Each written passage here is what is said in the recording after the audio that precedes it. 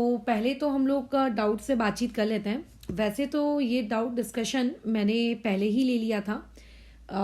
परसों के दिन ऑलमोस्ट 2.5 घंटे का वीडियो था, जिस दिन श्रेयन के धाए डाउट्स आ रहे थे केमिकल इक्विलिब्रियम 5 को लेकर। बट इतना लंबा बनाने के बाद जब बन गया तब वो बताता है आपका रिकॉर्डिंग नॉट सेव। अरे अब गजब चीज़ है यार ये तो।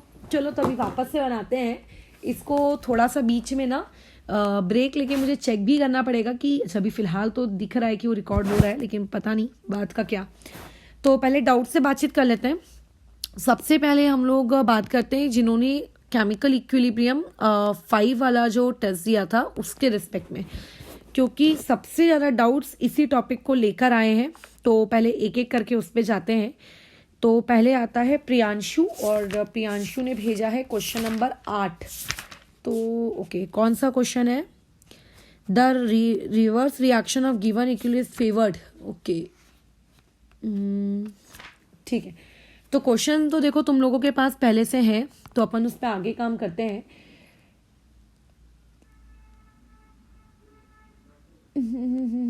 देखो, एक रिएक्टेंट दिया हुआ है, ठीक है, और एक प्रोडक्ट है। इन दोनों के बीच में इक्विलिब्रियम मेंटेन्ड है। अब वो ये कह रहा है कि रिएक्शन इन्वॉल्व्स रेड रिएक्टेंट, मतलब जो भी रिएक्टेंट है उसका कलर रहा होगा रेड, और जो भी प्रोडक्ट है उसका प्रोडक्ट का कलर दिया है आपको कलरलेस। अब बोल रहा है how will the appearance of the system change when heated. अब आप इस सिस्टम को हीट सप्लाई कर रहे हो, ठीक है, आप क्या कर रहे हो, इस सिस्टम को हीट सप्लाई कर रहे हो। ओके ठीक है, कर रहे हैं। अब लेकिन इस क्वेश्चन की सबसे पहली लाइन जो बोली गई है, the reverse reaction of a given equilibrium reaction is favoured by an increase in temperature. मतलब पहली लाइन ये कह रही है, गिवन पार्ट आपको इस क्वेश्चन में ये दिया है कि अगर आपने टेम्परेचर इंक्रीज किया, ठीक है, तो आपके टेम्परेचर को इंक्रीज करने की वजह से रिएक्शन बैकवर्ड डायरेक्शन में शिफ्ट होगी। वो ये कह रही है साफ साफ कि अगर आपने ऐसा किया तो आपके ऐसा करने से रिएक्शन कौन से डायरेक्शन में जाने वाली है, बैकवर्ड डायरेक्शन में शिफ्ट होगी। तो ये आप लोगों का क्या है, बैकवर्ड शिफ्ट होगी। ये आपको पहली इंफॉर्मेशन वहां पे दी हुई है। अब क्वेश्चन में ये बोल रहा है कि बताओ फिर भी अगर उस क्वेश्चन में हम लोग हीट सप्लाई करते हैं तो हीट सप्लाई करने से क्या होगा।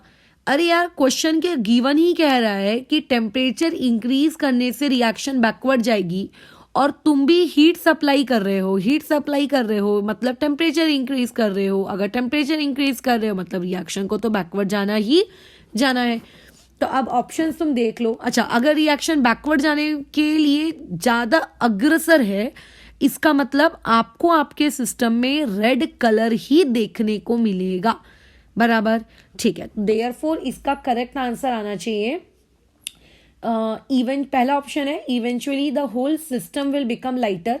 तो देखो, सिस्टम लाइटर नहीं हो रहा है बल्कि रेड कलर आ रहा है, तो सिस्टम तो क्या होगा, और डार्क हो रहा है ना। जितना रेड कलर होना चाहिए उससे भी ज्यादा बन रहा है, बल्कि फेड नहीं हो रहा है बल्कि बन रहा है और प्रोड्यूस हो रहा है।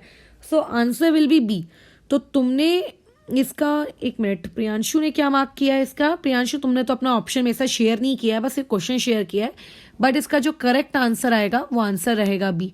होप सो कि अब ये डाउट तुम्हारा क्लियर है, ठीक है।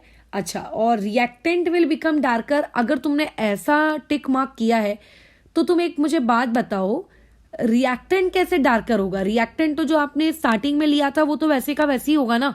रिएक्टेंट की वजह से जो सिस्टम है वो ज्यादा डार्क या कम ज्यादा होगा, बराबर। रिएक्टेंट में कोई ना कोई चेंज आएगा, रिएक्टेंट या प्रोडक्ट में। सो क्वेश्चन नंबर 8 डन हो गया। फिर अगेन उसने एक और डाउट भेजा है 13। मैं लाइन से फॉलो कर रही हूँ ऑर्डर, जैसा जैसा उस बंदे ने भेजा है या जैसा जैसा तुम लोगों ने ग्रुप में डाला है, उसमें ऐसा नहीं कि पहला प्रियांशु का लेके बैठे हैं। नेक्स्ट वाला उसने भेजा है एक और, इक्विलिब्रियम कांस्टेंट का कुछ है एक क्वेश्चन नंबर 13 की बात की जा रही है यहाँ पर, ठीक है। तो इस रिएक्शन में आगे बढ़ते हैं। पूछा क्या गया है कि एक इक्विलिब्रियम कांस्टेंट के दिया है इस पर्टिकुलर रिएक्शन के लिए, A+B इक्विलिब्रियम में है C+D के साथ। ओके, अब बोल रहा है कि इक्विलिब्रियम कांस्टेंट के के बारे में आपसे इंफॉर्मेशन नीचे के ऑप्शन में पूछी जा रही है।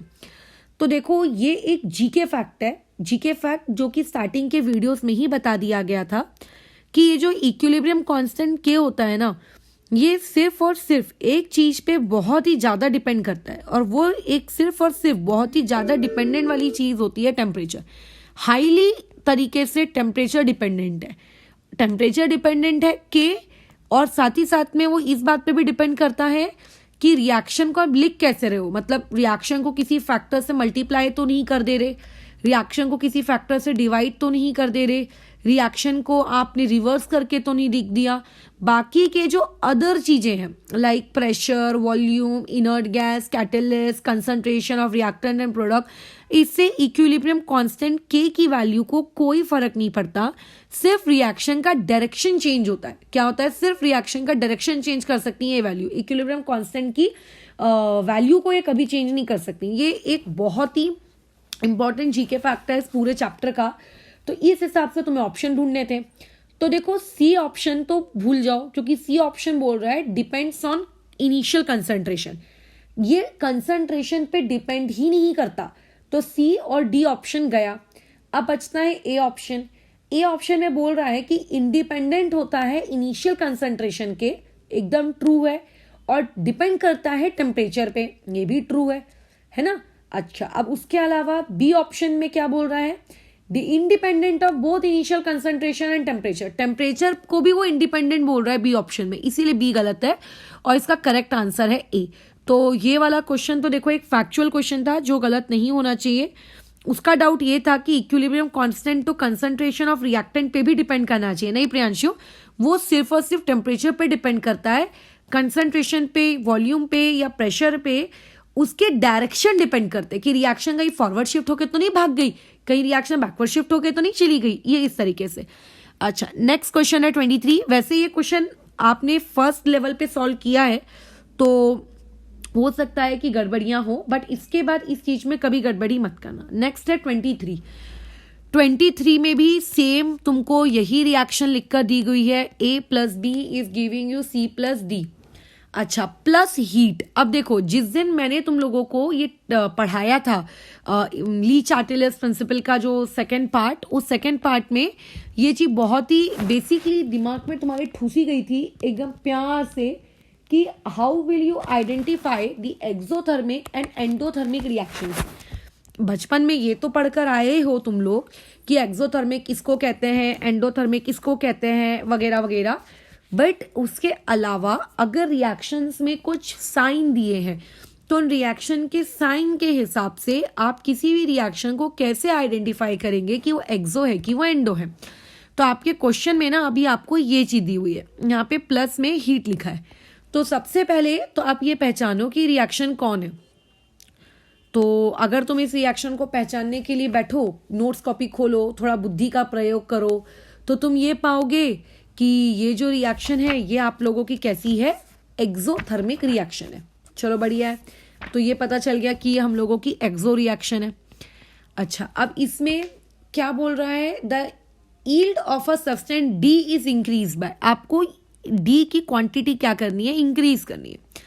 अब नीचे जो ऑप्शन दिए हैं उन ऑप्शन के हिसाब से चलते हैं। पहला ऑप्शन दिया है डी को रिमूव करो, तो ये तो हमने पढ़ा है। अगर कंसंट्रेशन की बातचीत की जाए तो रिएक्टेंट को बढ़ाना पड़ता है और प्रोडक्ट को निकालना पड़ता है। जितना प्रोडक्ट निकालोगे रिएक्शन उतने ही फॉरवर्ड डायरेक्शन में मूव करेगी। तो सीधा सिंपल सोबर सा हिसाब किताब है, 138 का आंसर आएगा, सॉरी 23 का आंसर आएगा ऑप्शन नंबर ए। खत्म। अच्छा, अब उसमें सेकेंड ऑप्शन तुमने जो टिक किया प्रियांशु, ये थोड़ी सी लापरवाही इंडिकेट करती है। उसमें ऑप्शन नंबर बी में बोला गया है decreasing the concentration of substance ए।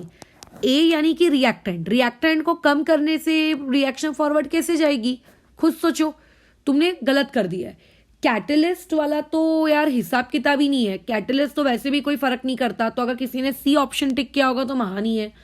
अच्छा, डी ऑप्शन है रेजिंग द टेम्परेचर।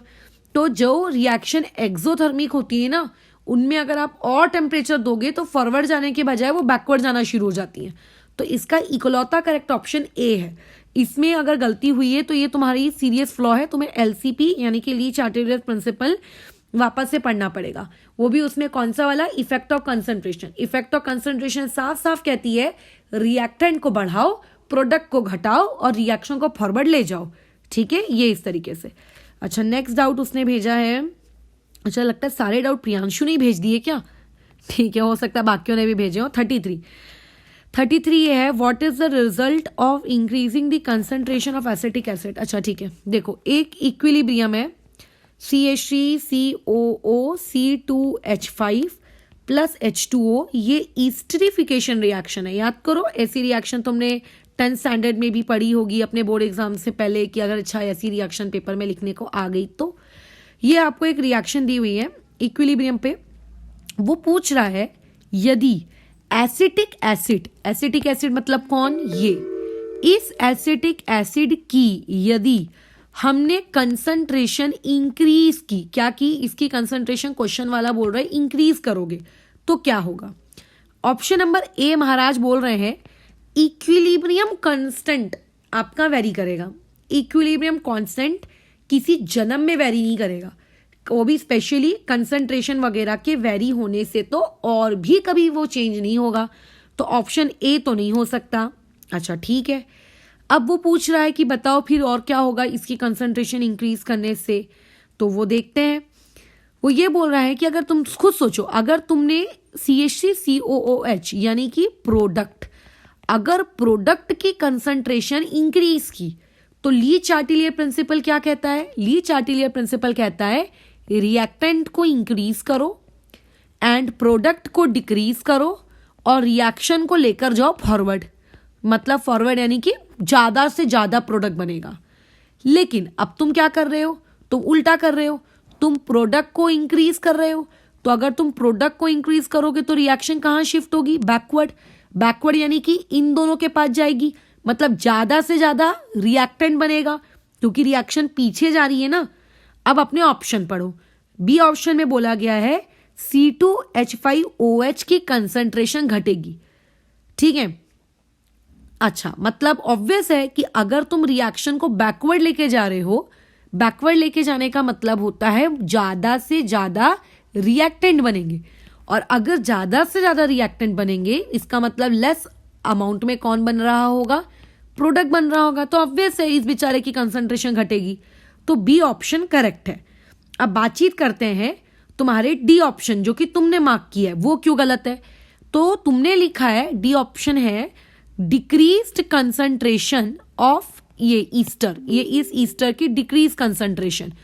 अब मुझे एक बात बताइए, ईस्टर की डिक्रीज कंसंट्रेशन कैसे हो सकती है, हमारी रिएक्शन तो बैकवर्ड शिफ्ट हो रही है ना, और बैकवर्ड शिफ्ट होने से तो ज्यादा से ज्यादा प्रोडक्ट बनेगा, तो ज्यादा से ज्यादा रिएक्टेंट बनेगा, और अगर रिएक्टेंट ज्यादा से ज्यादा बनेगा तो पानी और CH3COO C2H5 की कंसंट्रेशन या फिर उनका जो भी तुम कहो अमाउंट वो बढ़ना चाहिए था, ना कि घटना चाहिए था, ठीक है। तो ये है, ये क्वेश्चन भी तुमसे सिर्फ मेरे हिसाब से इसीलिए गलत हुआ है बिकॉज तुम्हें इफेक्ट ऑफ कंसंट्रेशन वाले टॉपिक पे तुम्हारा शायद उतनी कमांड नहीं है, तो इससे ये शिक्षा मिलती है उस टॉपिक को वापस से पढ़ें। 40 वाले में आते हैं, एक केमिकल इक्विलिब्रियम आपको दिया हो जिसमें गैशियस रिएक्टेंट भी होंगे, प्रोडक्ट भी होंगे, अच्छा, और प्रेशर को इंक्रीज करने को बोल रहा है, अच्छा ठीक है। तो देखो प्रेशर वाली बला अगर तुम्हें कहीं भी दिखे तो प्रेशर कंसंट्रेशन के जैसे कोई हलवा पूड़ी नहीं है कि रिएक्टेंट को बढ़ा दोगे तो फॉरवर्ड जाएगा, इसको कर दोगे तो बैकवर्ड जाएगा। प्रेशर का हिसाब किताब ना उसके डेल्टा NG से चलता है, ठीक है।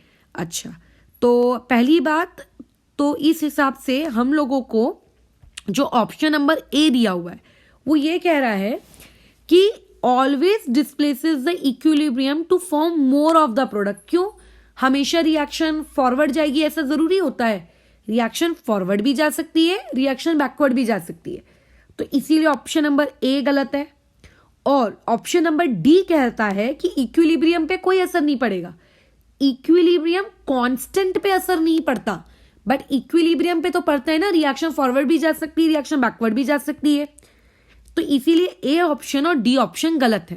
क्या ये बात भेजे में जाती है। अच्छा, अब आगे बी और सी ऑप्शन पे बातचीत करते हैं, उसमें क्या बोला है, displaces the equilibrium in the direction in which number of moles of molecule decreases।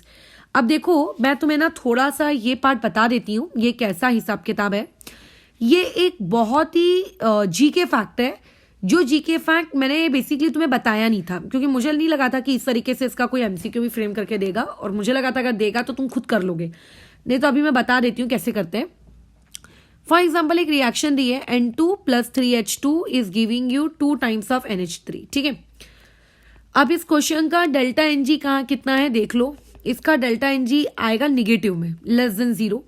जब जब डेल्टा एनजी निगेटिव होता है तो डेल्टा एनजी के निगेटिव होने से आप लोगों का वो जो पर्टिकुलर क्या कहते हैं प्रेशर और वो जो वॉल्यूम है, ठीक है, वो जो भी प्रेशर या फिर जो वॉल्यूम है उसका रिलेशनशिप क्या होता है। डेल्टा एनजी जब जब <0 होता है तो डेल्टा एनजी के <0 होने से आपका प्रेशर आपके क्यू के इनवर्सली प्रोपोर्शनल होता है।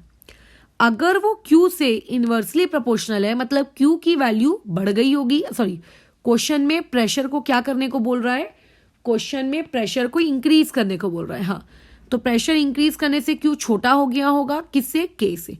अगर Q छोटा हो गया होगा इसका मतलब रिएक्शन कहाँ गई, बैकवर्ड गई। अब देखो यानी कि बैकवर्ड गई, बैकवर्ड यानी कि इस तरफ गई। तो इससे एक इंसान ये रूल बना सकता है, प्रेशर इंक्रीज किया तो रिएक्शन कहाँ शिफ्ट हुई, जहां पे स्टोक्योमेट्री, ये देखो यहाँ पे स्टोक्योमेट्री का सम कितना है 4, और यहाँ पे बेचारी स्टोक्योमेट्री कितनी है 2, तो उस तरह शिफ्ट होती है जहां पे स्टोक्योमेट्री का नंबर ज्यादा होता है। यही आपसे जो 40 क्वेश्चन है उसमें ये पूछा जा रहा है, बस सिंपल। तो इस चीज को अब तुम कैसे लिख दोगे, वो जो बचे हुए आपके 2 ऑप्शंस हैं, ठीक है, बचे हुए जो 2 ऑप्शंस है तुम लोगों के, उन ऑप्शन से बातचीत कर लो। कौन सी, कि पहला तो ये कि स्टोक्योमेट्री का नंबर कहाँ दिया हुआ है, जहाँ ज़्यादा दिया हुआ है वहाँ पे आप लोगों की रिएक्शन खुद को क्या कर लेगी, ठीक है, वो क्या कर लेगी, शिफ्ट करवा लेगी, बराबर, बस खत्म। ये उसी तरह का फालतू सवाल था। और उसके बाद in question number 24 how NaCl is there, Priyanshu question number 24 में से कम शेयर तो कर देता, शेयर भी नहीं किया है, डायरेक्ट उन्हें भेज दिया है कि क्वेश्चन नंबर में NaCl कहाँ से टपका। क्वेश्चन नंबर 24 मुझे नहीं पता क्या है, ढूंढना पड़ेगा मुझे किताब खोल कर कि उसमें कहाँ है क्या है। जब भी तुम कोई भी किसी प्रकार का डाउट पूछो ना तो उसके नीचे क्वेश्चन भेजा करो, हाँ मिल गया, लेकिन वाली हरकत मत किया करो कि उसमें बता दो, उसमें मुझे क्वेश्चन नहीं रहेगा तो मैं कैसे डील करूंगी बताओ उसके साथ। 24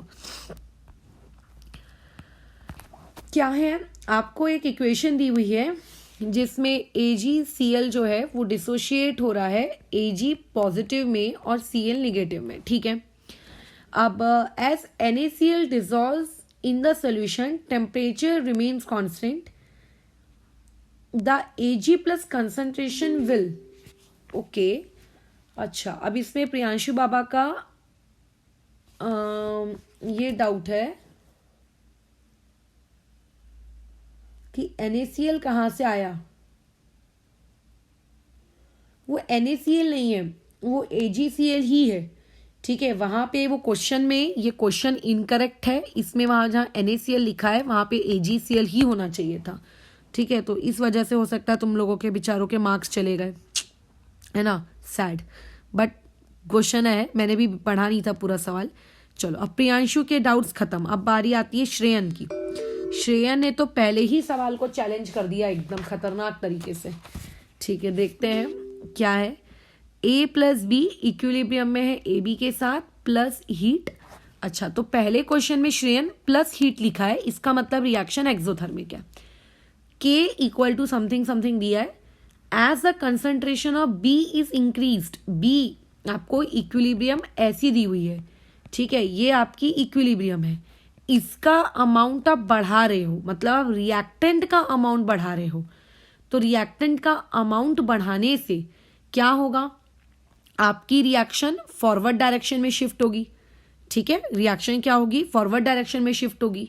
रिएक्शन फॉरवर्ड में शिफ्ट होगी मतलब ज्यादा प्रोडक्ट बनेगा, मोर प्रोडक्ट फॉर्म्ड। अच्छा, अभी ज्यादा प्रोडक्ट के बनने से के पे क्या असर पड़ेगा, ये क्वेश्चन वाला तुमसे पूछ रहा है। तो के होता क्या है, active mass of AB upon active mass of A active mass of B। अगर तुम्हारी रिएक्शन फॉरवर्ड जा रही है मतलब ये जो AB है इस ए बी की वैल्यू इंक्रीज हो रही होगी, और ए बी की वैल्यू अगर इंक्रीज हो रही है इसका मतलब ऑल ओवर के की वैल्यू इंक्रीज हो रही होगी। तो इसीलिए जो तुम्हारा क्वेश्चन नंबर 1 है उस क्वेश्चन नंबर 1 का आंसर है बी फॉर बॉल। ठीक है, वहां पे आंसर आएगा आपका इंक्रीज। लेकिन अब इसमें ये कौन करेगा, वो पगला करेगा जिसके दिमाग में फॉरवर्ड बैकवर्ड का खिचड़ी इस प्रकार से पड़ी हो। अब उसमें भी तुमने उसको डिक्रीज मार के रखा है। तो पहली बात तो डिक्रीज और इंक्रीज में एक इंसान गलत भी करता तो इंक्रीज करता, डिक्रीज तो नहीं करता। ठीक है, वैसे डिक्रीज इंक्रीज दोनों गलत है। फिर इसका सही आंसर क्या है? इसका सही आंसर अभी अभी मैंने ऊपर प्रवचन दिया था, रिमेन्स कांस्टेंट। रिएक्शन का इक्विलिब्रियम अफेक्ट होता है, रिएक्शन का डायरेक्शन अफेक्ट होता है। रिएक्शन की इक्विलिब्रियम कांस्टेंट की वैल्यू सिर्फ टेम्परेचर हिला सकता है और कोई नहीं हिला सकता।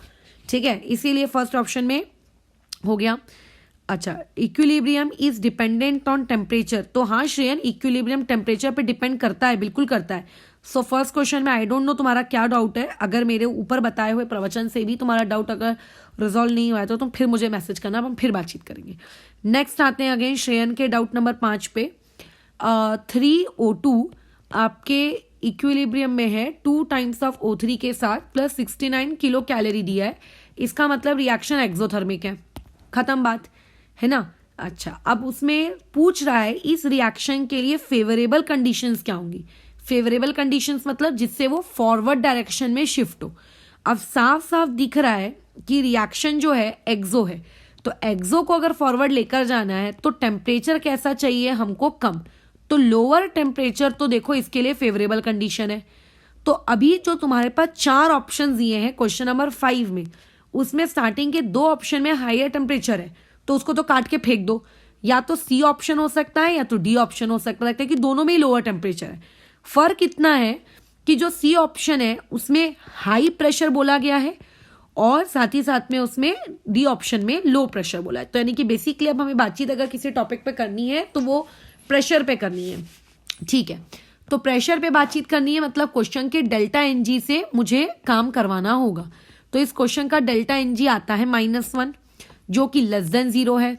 और जब जब कोई quantity delta n g less than 0 होगा, तो जब जब डेल्टा एनजी लेस देन 0 होता है तो उसका प्रेशर का और क्यू यानी कि रिएक्शन कोएफिशिएंट का कैसा रिलेशनशिप चलता है, आपका इनवर्स का। अगर आप प्रेशर को इंक्रीज करोगे तो आपका क्यू के से छोटा हो जाएगा, और क्यू यदि के से छोटा हो गया तो ऐसे केस में आपकी रिएक्शन कहाँ जाएगी बताइए, आपकी रिएक्शन फॉरवर्ड जाएगी। तो प्रेशर को इंक्रीज करना है, तो प्रेशर को इंक्रीज करना है, इसलिए ऑप्शन नंबर सी। तो इसमें तुमने डी मार्क किया है, आई डोंट नो। अब मेरे हिसाब से ये चीज ठीक हो गई होगी, ये तो नोट्स कॉपी में ही बताया गया काम है। अच्छा, उसके बाद question number 9, next doubt Shreyan का। 2 टाइम्स ऑफ Cl2 गैस है, 2 टाइम्स ऑफ H2O ये भी गैस है, इक्विलिब्रियम में है 4 टाइम्स ऑफ HCl ये भी गैस है O2 के साथ। इस क्वेश्चन का delta H plus 27 kilo calorie है। तो प्लस 27 किलो कैलोरी है, मतलब रिएक्शन आपका एंडोथर्मिक दी हुई है। ठीक है, अब बोल रहा है ये आपका गिवन पार्ट है। ठीक है, क्वेश्चन को देखकर मैंने डिड्यूस किया। अब क्वेश्चन में गिवन ये दिया हुआ है कि टेम्परेचर को रखा गया है कांस्टेंट। तो यदि टेम्परेचर कांस्टेंट है तो एक बात अपने दिमाग में ठूस लो कि के इक्विलिब्रियम भी आपका कैसा रहेगा, कांस्टेंट। ठीक है, याद रखना। वही क्वेश्चन में अब बोल रहा है कि प्रेशर हमने इंक्रीज कर दिया, तो बताओ, अब बताइए कि जो नया इक्विलिब्रियम कांस्टेंट होगा उस नए इक्विलिब्रियम कांस्टेंट की क्या वैल्यू होगी, ये उसका क्वेश्चन है। तो जैसे कि हम अभी स्टार्टिंग से ये तीसरी बार पढ़ रहे हैं कि इक्विलिब्रियम कांस्टेंट को अगर कोई चीज हिला सकती है तो वो कौन होता है, टेम्परेचर। इस क्वेश्चन में तो टेम्परेचर खुद कांस्टेंट है, तो जो चीज खुद कांस्टेंट है वो दूसरी को कैसे वेरी करेगी, तो इसीलिए इसका करेक्ट आंसर आएगा सी। और हमारा श्रेयन भावनाओं में बहते हुए उसमें उसने इंक्रीज डिक्रीज वाले ऑप्शन को मार्क कर दिया होगा। तो याद रखना, ये वो पॉइंट है जिस चीज को वो लोग घुमा फिरा के तुमसे 100 बार सवाल पूछेंगे, लेकिन हर बार उनका सेंस या पूछने का मीनिंग एक ही रहेगा, वही कि इक्विलिब्रियम कांस्टेंट कैसे वेरी होता है, कैसे नहीं होता है, ये इस प्रकार से। तो इसका करेक्ट आंसर सी है। आंसर तो वैसे तुमको भी पता है क्या है, तुम्हें दिख ही गया है, उसकी पूरी आंसर की उसी के नीचे रहती है। तो आंसर बताना हमारा मेन मुद्दा नहीं है, हमारा मेन मुद्दा है कि वो आंसर आया तो आया कैसे। नेक्स्ट डाउट है क्वेश्चन नंबर 15। क्वेश्चन नंबर 15 के लिए तुम्हारी अमोनिया फॉर्मेशन की रिएक्शन लिखी हुई है, हेबर्स प्रोसेस प्लस हीट। याद रखना इसको हेबर्स प्रोसेस कहते हैं, ठीक है ना, आप पी ब्लॉक में आगे पढ़ोगे हेबर्स प्रोसेस। अब ये रिएक्शन में बोल रहा है कांस्टेंट टेम्परेचर। ये देखो यहां पे भी क्वेश्चन की पहली लाइन पे ही बोल दिया गया है कांस्टेंट टेम्परेचर। अब कांस्टेंट टेम्परेचर के बाद यहां पे भी सेम वही बोल रहा है कि प्रेशर को इंक्रीज किया गया है। अच्छा, तो प्रेशर को इंक्रीज करने से नीचे उसने 4 ठोक ऑप्शन दिए हैं कि क्या होगा। प्रोड्यूसेस नो नोटिसेबल इफेक्ट, ये तो बकवास है। तुम प्रेशर को इंक्रीज कर रहे हो तो आई डू एग्री कि जो के की वैल्यू होगी, के सी, के पी, के एन, के एक्स, के पी सी, उनको कोई फर्क नहीं पड़ेगा, ठीक है, क्योंकि टेम्परेचर कांस्टेंट है क्वेश्चन का। तो ऐसे ही लोगों के लिए वो पहला ऑप्शन दिया गया है, जो कांस्टेंट टेम्परेचर देखते बराबर ना आओ देखेंगे ना ताओ, पहला ऑप्शन मार्क कर देंगे। ऐसे लोगों के लिए वो पहला option produces no noticeable effect. लेकिन जिसके दिमाग में थोड़ा भी भेजा है वो देखेगा इक्विलिब्रियम कांस्टेंट पे असर नहीं पड़ता, बट इक्विलिब्रियम पे तो पड़ता है। इक्विलिब्रियम लेफ्ट भी जा सकती है, राइट भी जा सकती है। अब हमको देखना है कि क्या होगा। प्रेशर इंक्रीज कर रहे हो तो सबसे पहले डेल्टा एनजी निकाल लो सवाल का। तो साफ साफ पता है डेल्टा एनजी इसका क्या है आपका लेस देन 0। अभी अभी मैंने ऊपर प्रवचन दिया था कि जब जब डेल्टा एनजी की वैल्यू लेस देन 0 आती है तो प्रेशर को इंक्रीज करने से रिएक्शन कहाँ जाती है, फॉरवर्ड। तो तुम्हारे क्वेश्चन में भी प्रेशर इंक्रीज किया गया है, मतलब रिएक्शन फॉरवर्ड जाएगी। फॉरवर्ड जाएगी मतलब ज्यादा से ज्यादा अमोनिया बनेगा। सो देयरफॉर इस क्वेश्चन का करेक्ट आंसर होगा डी, क्योंकि डी में लिखा है increase in the concentration of ammonia. और तुमने लिख दिया है Shreyan shift the equilibrium to the left. तुम्हारे एक्चुअल में क्या कहते हैं प्रेशर और वो डेल्टा एनजी और क्यू वाले जो कंसेप्ट है ना वो थोड़े बिगड़े हुए हैं, ठीक है, तुम्हें उन पे वर्कआउट करना पड़ेगा, क्योंकि तुम्हें यही नहीं समझ में आ रहा है कि प्रेशर का मैं क्यू के साथ रिलेशनशिप कैसे ले रही हूँ। तुम्हारे मैसेजेस भी आए थे कि उस प्रेशर वाले की वजह से तुम्हारा बहुत कुछ गलत हो गया एक्सेट्रा एक्सेट्रा। तो वो तुम्हें एक बार फिर से वीडियो देख के उसे वर्कआउट करना पड़ेगा। नहीं वीडियो देख लिया फिर भी डाउट है तो फिर वॉइस नोट्स बना उनसे बातचीत करते हैं। अच्छा, क्वेश्चन नंबर 24 में तो मैंने करेक्शन बता दिया है, वहां पे NaCl नहीं वहां AgCl होना चाहिए था, तो देयरफॉर वो तो क्वेश्चन ही गलत है। अच्छा, रही बात 25 वाले की, तो 25 पे भी अपन देख लेते हैं क्या है। अगेन देखो, अगेन ये क्वेश्चन हाई प्रेशर वाला है, तो इसमें भी तुम्हारे कंसेप्ट में गड़बड़ी है देयरफॉर।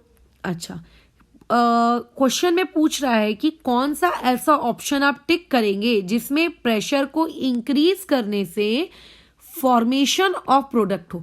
फॉर्मेशन ऑफ प्रोडक्ट का अर्थ होता है रिएक्शन फॉरवर्ड डायरेक्शन में मूव करनी चाहिए। तो अभी अभी जितनी हमने ऊपर बातचीत की उससे हमें ये शिक्षा मिलती है डेल्टा एनजी जब भी लेस देन 0 होगा तो प्रेशर को इंक्रीज करने से रिएक्शन फॉरवर्ड जाएगी, खत्म। तो अब तुम्हारे पास 4 ऑप्शंस है, तुम उन 4 ऑप्शंस में देख सकते हो कि किसका डेल्टा एनजी लेस देन 0 है। तो पहले ऑप्शन का डेल्टा एनजी 1 आता है, दूसरा जो ऑप्शन है उसका डेल्टा एनजी 1 आता है, ठीक है। जो तीसरा ऑप्शन है उसका डेल्टा एनजी यही है N2+3H2 वाला, वो निगेटिव आता है। और जो डी ऑप्शन है उसका डेल्टा एनजी तो 0 आता है। तो ये और ये तो हट गए, तो बचा एक ही आंसर और वही आंसर भी है। तुमने बी लिख दिया, पता नहीं क्यों। क्योंकि तुम्हारे प्रेशर्स के कंसेप्ट में गड़बड़ी है, क्योंकि तुम ऐसा लिख रहे हो कि according to you pressure directly proportional होता है इक्विलिब्रियम कांस्टेंट या फिर क्यू के, डायरेक्टली प्रोपोर्शनल नहीं होता। अगर डेल्टा एनजी ग्रेटर देन 0 हो तो डायरेक्टली प्रोपोर्शनल होता है, बट हम तो बात यहाँ पे डेल्टा एनजी लेस देन 0 की कर रहे हैं ना। डेल्टा एनजी जब भी लेस देन 0 हो तो वो क्यू के साथ इनवर्सली प्रोपोर्शनल होता है, ठीक है। और अगर वो इनवर्सली प्रोपोर्शनल है तो प्रेशर बढ़ेगा, प्रेशर के बढ़ने से क्यू घटेगा। क्यू किसके कंपेयर में घट रहा है, के कंपेयर में घट रहा है। और according to the reaction coefficient video, जब जब क्यू आपके के से छोटा होता है रिएक्शन खुद को फॉरवर्ड शिफ्ट करती है, ठीक है। ये इस तरीके से है। अच्छा, अब आ जाते हैं नेक्स्ट क्वेश्चन 27 पे। 27 वाला पूछ लिया है कि प्रियांशु ने नहीं पूछा है। एक रिएक्शन दी है A+B इक्विलिब्रियम में है C+D के साथ। वो बोल रहा है सी जो है यानी कि प्रोडक्ट, सी यानी कि प्रोडक्ट, सी यानी कि प्रोडक्ट, सी की जो कंसंट्रेशन है उसको डिक्रीज करो, इसको क्या करो, डिक्रीज करो।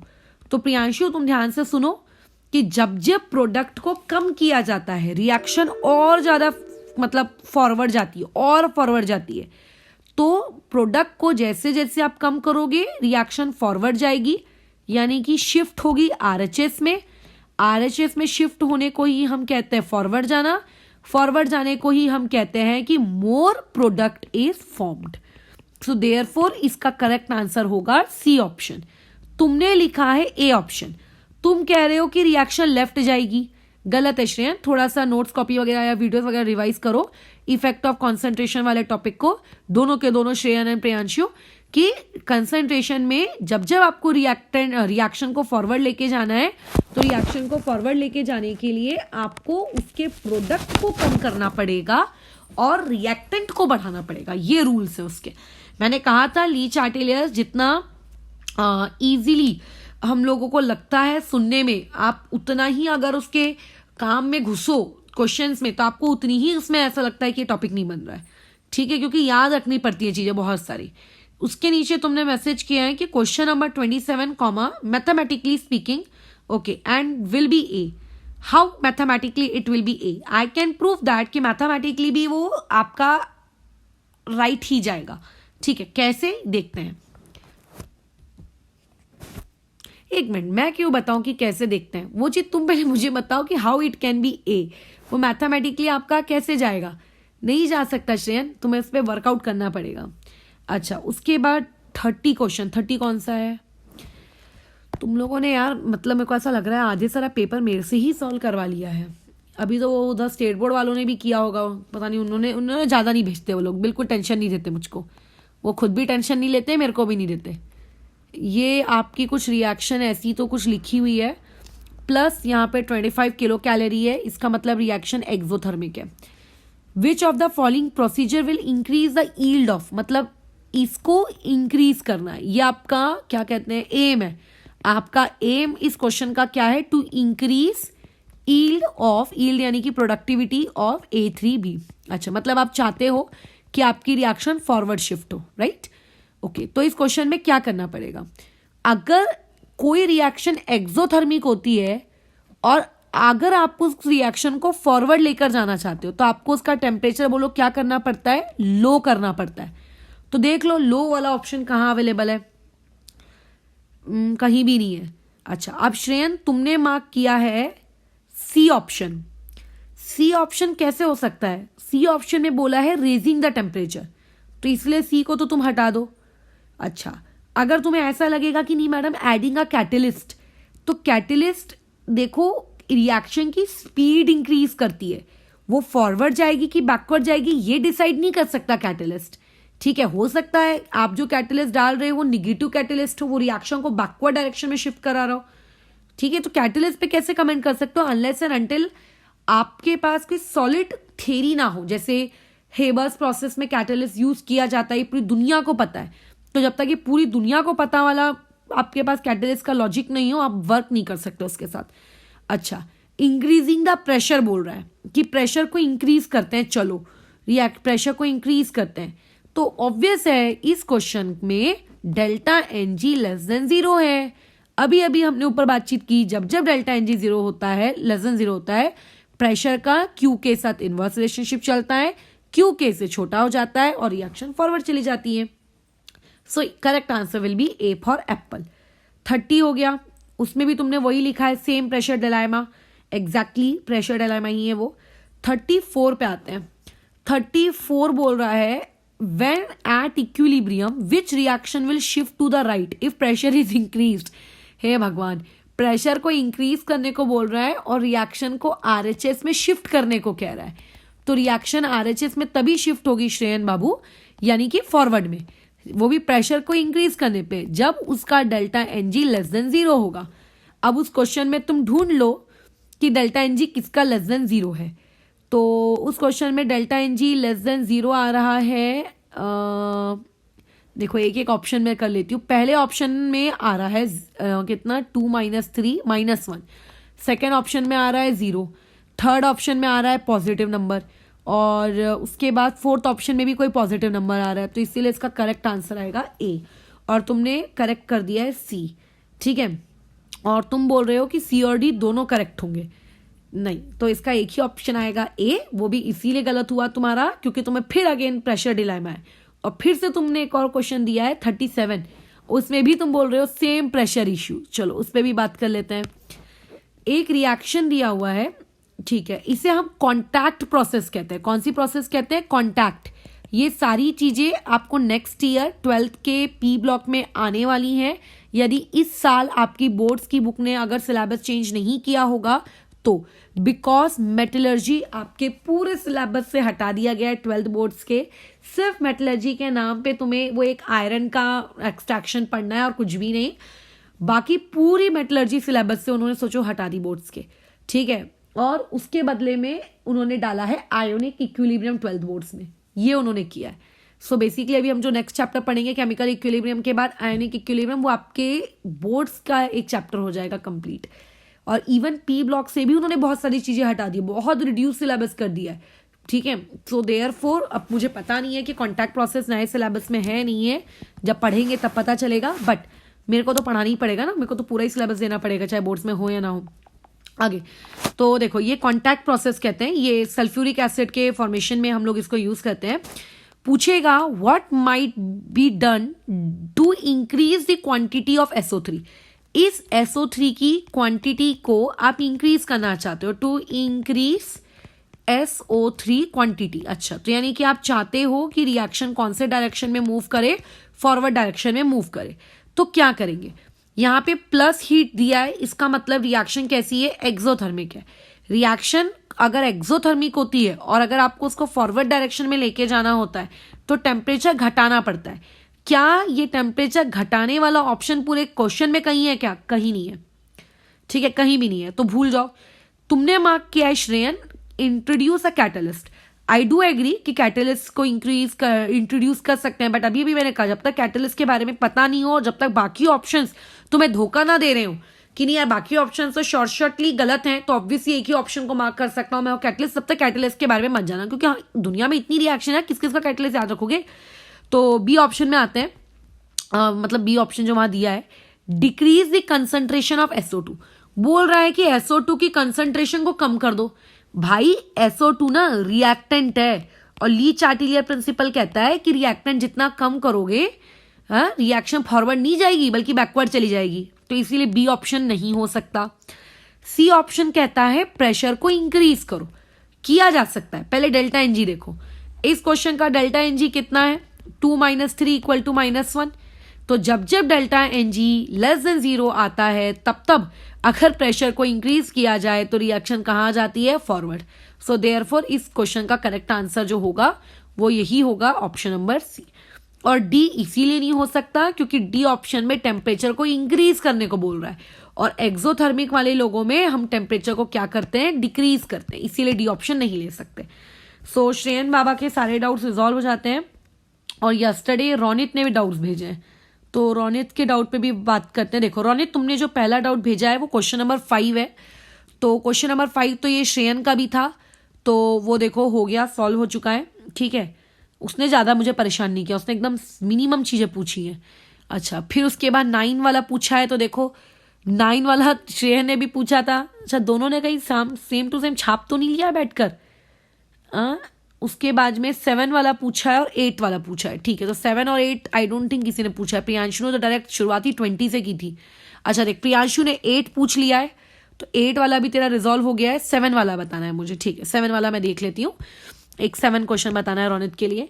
और उसके अलावा 5 हो गया, 9 हो गया, 7 8 में से 7 बताना है, और क्वेश्चन नंबर 13 बताना है। देख लेते हैं 13 किसी ने पूछा तो नहीं है।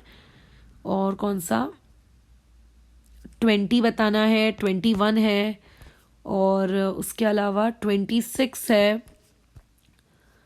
बस इतना ही है तुम्हारा doubt Ronit.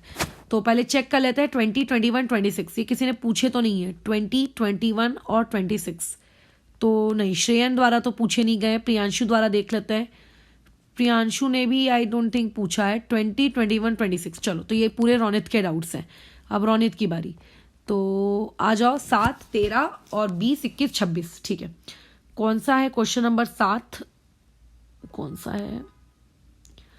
In the reaction, ये डाउट ना मुझसे एक और लड़की ने स्टेट बोर्ड में भी पूछा है। ये मैं सबसे आखिरी में बताऊंगी, एकदम लास्ट में। ये मेरे को श्रेया करके एक लड़की है, उसने मुझसे पूछा था। ये तो पेपर खत्म होते बराबर उसने सिर्फ एक ही चीज पूछी। ऐसा नहीं कि उसको पूरे फुल में से फुल आए, बट बाकी उसने पूछे ही नहीं, स्पेसिफिकली यही वाला पूछा था। तो ये मेरे को याद है, ये मैं बताती हूँ, रुक जाओ। आखिरी में एक ही साथ जब वो स्टेट बोर्ड वाला ग्रुप खोलूंगी ना, तब पहले तुम लोगों के इसमें ये देख लेते। 13 में बता चुकी हूँ। ये श्रेयन के इसमें बताया है मैंने, ये बाबा श्रेयन नहीं, प्रियांशु के इसमें बताया है कि जो आपका इक्विलिब्रियम कांस्टेंट होता है, ये देखो ये रहा 13 में बता चुकी हूँ। जो इक्विलिब्रियम कांस्टेंट होता है उसकी वैल्यू सिर्फ टेम्परेचर चेंज कर सकता है और कुछ नहीं। अब बात आती है 20 और 2 मिनट 20। तो क्या दिया है आपके पास 20 में? A+B इक्विलिब्रियम में है किसके साथ? C+D के साथ प्लस हीट। अब प्लस हीट है मतलब रिएक्शन एक्सोथर्मिक है। What change in the reaction system will change the value of equilibrium constant? आखिर ऐसा क्या करोगे कि रिएक्शन के इक्विलिब्रियम कांस्टेंट की वैल्यू बदलेगी? मेरे हिसाब से ऊपर के जितने डिस्कशन हुए उससे अब तुम इस आंसर को तुरंत बता सकते हो। एक ही वो चीज है जो इक्विलिब्रियम कांस्टेंट की वैल्यू बदल सकती है, वो होता है टेम्परेचर। और जो ऑप्शन तुमने मेरे को दिए हैं ना 20 में, उन सारे ऑप्शंस में तुम देख लो कहीं पे भी टेम्परेचर नहीं है, इसीलिए उसका करेक्ट आंसर होगा none of the above. Pressure, volume, concentration और इनर्ट गैस का एडिशन, ये चारों चीजें इक्विलिब्रियम को इफेक्ट करती हैं, ना कि इक्विलिब्रियम कांस्टेंट को। इन वैल्यूज के चेंज होने से रिएक्शन लेफ्ट जाएगी कि राइट जाएगी, इस पे असर पड़ता है। ठीक है, चलो अब आ जाओ 21 पे। 21 वाला क्वेश्चन भी मेरे से किसी ने पूछा है स्टेट बोर्ड वाली बैच में। ये आ जाता है SO2Cl2 इक्विलिब्रियम में है SO2 + Cl2 के साथ, is attained at 25 degree Celsius in a closed container and an inert gas helium is introduced। अब ध्यान दो, ये हो सकता है पॉइंट गड़बड़ हो। देखो, क्लोज्ड कंटेनर, अगर कोई भी कंटेनर क्लोज्ड है तो याद रखें केमिकल इक्विलिब्रियम के स्टार्टिंग के वीडियोस में बताया गया था कि जरूर वहां पे वॉल्यूम बराबर क्या रहा होगा? कांस्टेंट। याद आया? याद आया किसी को? वहां पे वॉल्यूम बराबर क्या रहा होगा? कांस्टेंट। अब याद करिए, बोला जा रहा है कि वहां पे हीलियम इज इंट्रोड्यूस्ड। अब हीलियम माते को वहां पे हमने एंट्री दिलवाई कि जाओ हीलियम उस कंटेनर के अंदर तुम जाके ऐड हो जाओ।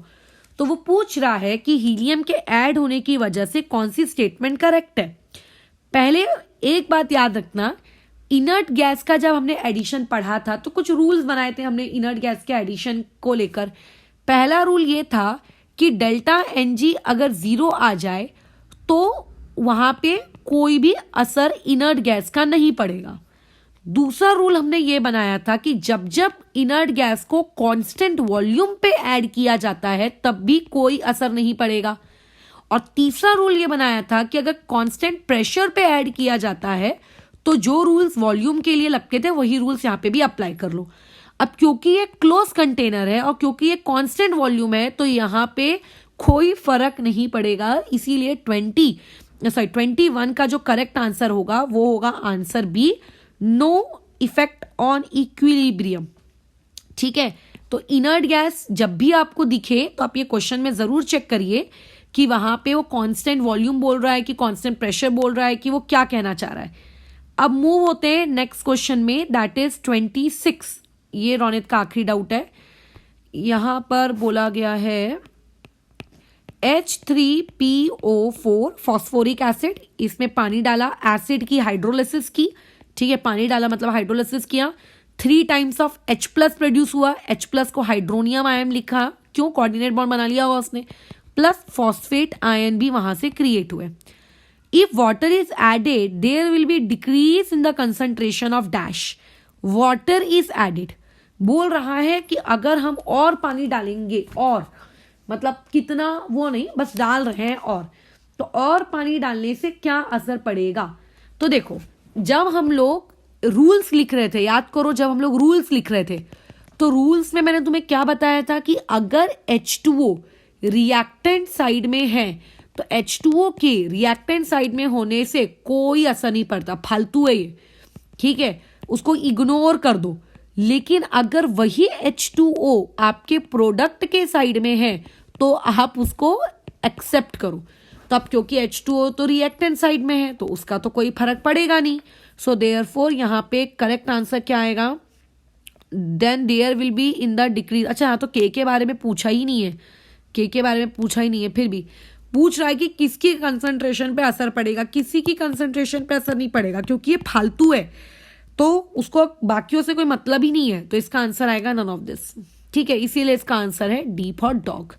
तो तुम लोगों ने जितने जितने डाउट्स भेजे थे वो पूरे रिजॉल्व हो चुके हैं। आई डोंट थिंक कि किसी का कुछ बच गया है, और बाकी किसी ने और ने श्रेय, क्या नाम है लड़के का, कनेश, स्पर्श, सोनिया, इनके द्वारा तो पूछा नहीं गया है, तो जब वो पूछे ही नहीं है तो उसमें मैं क्या बताऊं। अच्छा, अभी इधर जो 11th के स्टेट बोर्ड वालों ने भी कुछ डाउट्स पूछे थे उनके इसमें अपन बातचीत कर लेते हैं एक एक करके। पहले आंचल ने एक भेजा था, आंचल का भी वही डाउट है, क्वेश्चन नंबर 7। आंचल तुम्हारा गलत लेकिन बहुत सारा हुआ है, तुम्हें तो बहुत सारे डाउट आने चाहिए। हो सकता है इस वीडियो को देख के शायद तुम्हारे अंदर कुछ दिमाग का शुरू हुआ हो और सकता है तुम अभी नेक्स्ट पेपर जो मैं केमिकल इक्विलिब्रियम का तुम्हें फॉरवर्ड करूँ उसमें तुम ज़्यादा बेटर स्कोर करो पिछली बार से, ठीक है। उसने भी लेकिन देखो स्पेसिफिकली साथ ही पूछा। अंशुल ने पूछा है क्वेश्चन नंबर 28, ठीक है, पहले पूरे क्वेश्चन नंबर लिख लेते हैं। और एक पूछा है उसने 18, ए भगवान, इससे अच्छा तो मैं पूरा पेपर ही सॉल्व कर लेती। 24 क्वेश्चन प्रियांशु और श्रेयन दोनों ने पूछा था अंशुल, इसमें NaCl लिखा है, वहां पे AgCl आएगा, क्वेश्चन में करेक्शन की नीड है। 26 वाला अभी अभी रोनित को मैंने ऊपर बताया है, वो H3PO4 वाला वही है, तो ये दोनों डाउट्स तो अब तुम्हारे रहे ही नहीं। अब बचता है 28 और 18, इस पे बात करते हैं। तो 28 क्वेश्चन देखो कुछ इस प्रकार से है, एक मिनट, हाँ चलो ठीक है, तो पता चले 2 घंटे का हो जाए, मैं अगले समय बोले जा रही हूँ। CO + 2H2 इक्विलिब्रियम में है CH3OH के साथ, और यहाँ पे प्लस में हीट, सारे सब्सटेंस गैशियस दिए हैं, ऐसा क्वेश्चन वाला कह रहा है। How will lowering the temperature, temperature को घटाने की बात कर रहा है और बोल रहा है कि बताओ इक्विलिब्रियम पे क्या असर पड़ेगा। पहले तो इस रिएक्शन में यहाँ प्लस हीट देखते बराबर तुम्हारे दिमाग में आना चाहिए एक्सो, और एक्सोथर्मिक रिएक्शन को जब जब आप टेम्परेचर कम करके दोगे तब तब वो रिएक्शन कौन से डायरेक्शन में जाएगी, तब तब वो रिएक्शन फॉरवर्ड डायरेक्शन में जाएगी, ठीक है। यानी कि ये रिएक्शन फॉरवर्ड जाना चाहती है, फॉरवर्ड जाना चाहती है, इसका मतलब मोर प्रोडक्ट बनाना चाहती है। मोर प्रोडक्ट का मतलब क्या होता है, मोर CH3OH बनाना चाहती है। अब अगर ज्यादा से ज्यादा CH3OH बनेगा, इसका मतलब CO और H2 की कंसंट्रेशन समय के साथ साथ क्या होगी, डिक्रीज। दोनों तो बढ़ नहीं सकते ना, अगर एक क्वांटिटी बढ़ रही है तो दूसरी को तो घटना ही पड़ेगा, तभी तो equilibrium constant K constant maintain रहता है। दोनों साइमल्टेनियसली इंक्रीज या साइमल्टेनियसली डिक्रीज नहीं हो सकते। अब ऑप्शन पढ़िए, तो ऑप्शन में पहले ऑप्शन में बोल रहा है H2 की कंसंट्रेशन बढ़ेगी। कैसे बढ़ेगी, नहीं बढ़ सकती, बल्कि H2 तो क्योंकि रिएक्टेंट है ना, रिएक्टेंट की कंसंट्रेशन तो इस सवाल में घटेगी। और बी ऑप्शन में बोल रहा है कि CH3OH की कंसंट्रेशन बढ़ेगी। सही कह रहा है, क्योंकि रिएक्शन फॉरवर्ड जाएगी, फॉरवर्ड जाएगी मतलब ज्यादा से ज्यादा CH3OH बनेगा, इसीलिए इसका करेक्ट आंसर है बी फॉर बॉल, ठीक है। तो ये 28 तुम्हारा सॉल्व हो गया। अब आते हैं इधर 18 नंबर के सवाल पर, जो उसने 18 पूछा है। तो देखो 18 में H2O सॉलिड से H2O लिक्विड में जा रहा है। अच्छा एक मिनट, क्या नाम है तुम्हारा अंशुल, ये वाला जो तुम्हारा डाउट है, इस डाउट को लेकर मैं तुम्हें एक वीडियो फॉरवर्ड करती हूँ, उस चीज को तुम देखना, क्योंकि आई थिंक मैंने जो तुम्हें वीडियो फॉरवर्ड किए हैं उसमें एप्लीकेशंस ऑफ LCP मैंने फॉरवर्ड नहीं किया, इसीलिए तुमको ये वाला डाउट आया। वैसे ही आना नहीं चाहिए था, बट आ सकता है अगर इंसान ने वो वीडियो नहीं पढ़ा होगा तो ये मैं वीडियो फॉरवर्ड करूंगी। उस एप्लीकेशन ऑफ LCP में तुम्हें melting of ice, formation of graph diamond, ये सब मिल जाएगा। तो ये जैसे तुम वो पढ़ोगे तुम्हें ये चीज समझ में आ जाएगी। अच्छा, श्रेया ने मात्र एक ही डाउट पूछा है, वही क्वेश्चन नंबर 7, श्रेया, आंचल एक्सेट्रा लोग है। कृतिका ने 2 डाउट पूछे हैं। कृतिका तुमने डाउट तो पूछ लिया है बट क्वेश्चन नंबर नहीं भेजा है, क्वेश्चन नंबर को तुमने क्रॉप कर दिया है। हाँ, वो तो ये किस्मत से इतनी अच्छी चीज है कि जो डाउट्स तुमने पूछे हैं वो ऑलरेडी डिस्कस हो चुके हैं ऊपर। ये पहला डाउट तो ईस्टर वाला, जो हमारे पहला एक डाउट तुम्हारा ये है AgCl वाला, ठीक है। तो उसमें मैं ऑलरेडी बता चुकी हूँ क्या करेक्शन है। और दूसरा डाउट है वो ईस्टर वाला, ये वाला, ये है तुम्हारा दूसरा डाउट जो ऑलरेडी प्रियांशु के इसमें अपन बात कर चुके हैं। तो इनडायरेक्टली किसी का कोई डाउट नहीं बचता है सिवाय क्वेश्चन नंबर 7 के। तो पहले अपन क्वेश्चन नंबर 7 पे काम कर लेते हैं कि क्वेश्चन नंबर 7 क्या है।